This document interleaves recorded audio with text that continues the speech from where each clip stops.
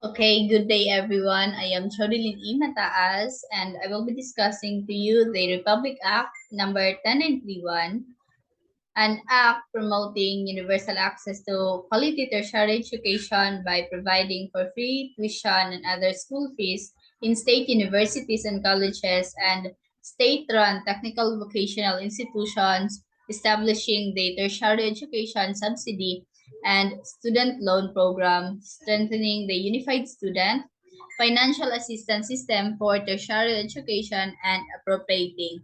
So, in the Republic Act number 10931, it is composed of four equally important programs. First is a free higher education.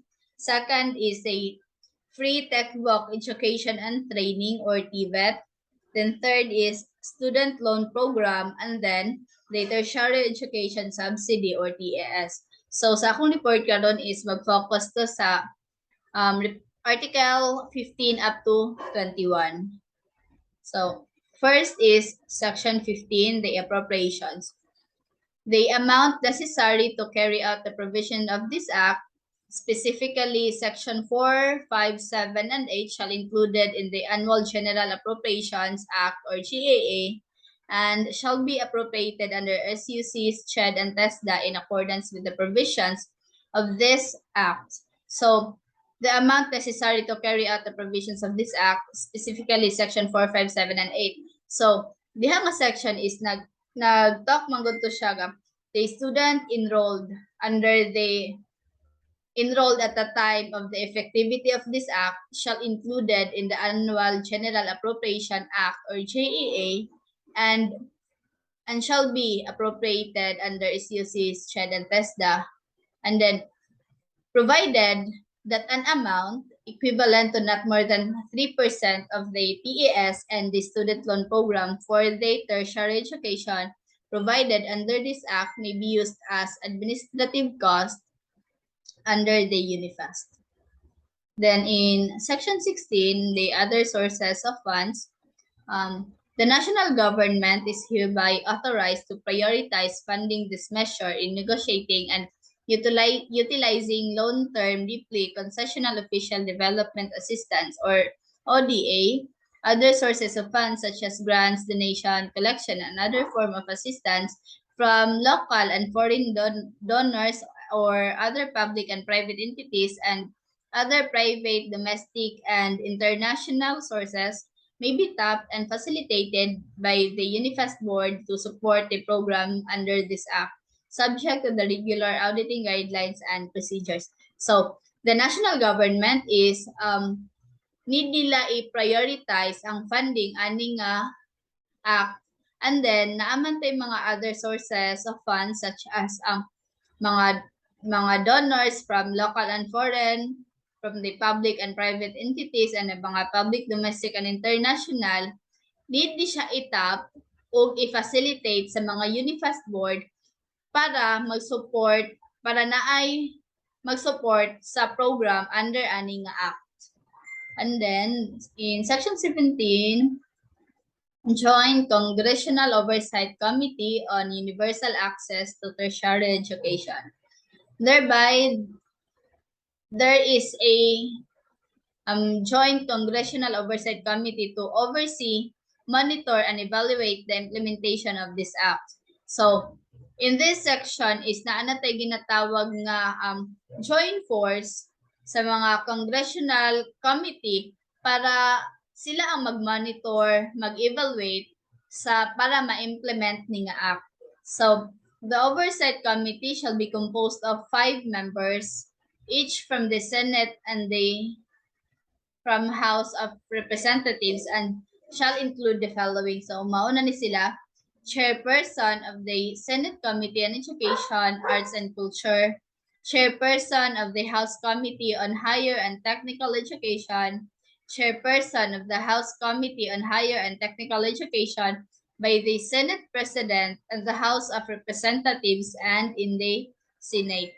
Then the funding for the experience of the committee shall taken from the appropriations of both the Senate and the House of Representatives. So ang funding sa mga committee shall be taken sa appropriations sa Senate and the House of Representatives.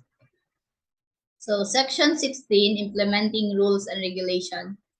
Within 60 days from the effectivity of this act, the UNIFEST Board, in consultation with the CHED, the TESDA, and other relevant stakeholders in higher and technical education, shall promulgate the implementing rules and regulations necessary to ensure the efficient and effective implementation of this act, provided that the failure of the board to promulgate the said rules and regulation shall not prevent or delay the effectivity and implementation of this act in accordance with Section 21. So, within the 60 days, gikan sa pagka-effective ani nga act, ang UNIFAST Board, together with the consultation sa CHED and TESDA, o sa mga uban pa mga stakeholders sa higher and technical education, is need nila mag-implement og rules and regulation for them to ensure the efficient and the effectivity of the implementation ani nga act, provided nga ang failure sa board nga pag-promulgate ani nga act sa pag-promulgate sa rules and regulation, dili dapat siya mahimong babag or mahimong babag sa pag-implement ani nga act accordance sa Section 21.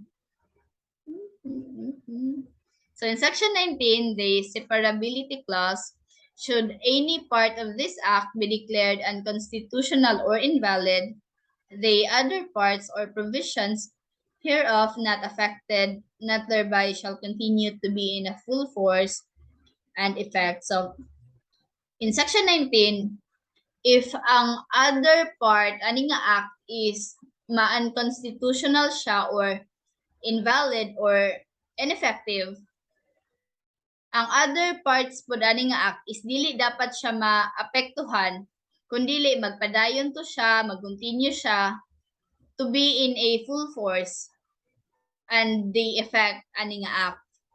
And then in Section 20, the repealing clause, all laws, executive order, presidential decrees, implementing rules and regulations or parts thereof inconsistent with the provision of this act are hereby repealed or modified accordingly. So, in last section, the effectivity. This act shall take 15 days after its publication in the official gazette or in a newspaper of general circulation.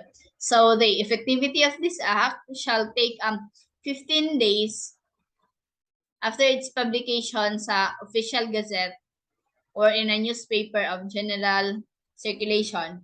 So mag-take pa gid siya 15 days after sa publication sa official gazette para mahimo siyang effective na gid nga act. So that's all for my report and thank you for listening.